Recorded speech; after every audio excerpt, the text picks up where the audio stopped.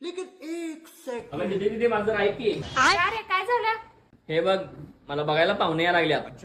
अरे वा भारीच की मग. अगं दिदे मला असं समजलंय तिने मला बघायला यायच्या अगोदर त्यांनी गावात 2-3 नमुने पाठवल्यात म्हण माझी चौकशी करायला. तुला तर माहितीये ना माझ्यावर किती कर्ज झाले. जर चुकून आता लग्न ठरलं तर मला कोण 1 रुपये पण देणार नाही. एवढी बेकार परिस्थिती आहे माझी. जर तुझ्यावर कोण नवीन माणूस आलं विचारायला तर त्यांना सांग पोरग्याकडे बक्कळ पैसा आहे आणि पोरगं निर्वेस नाही आणि तुमची मुलगी बिंदास द्या म्हणून सांग.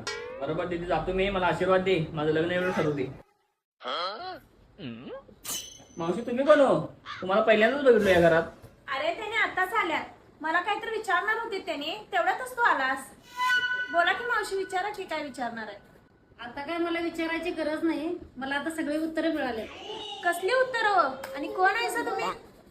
हे जो नमुना म्हणालता का नाही ते चौकशी करणारा नमुना मीच आहे.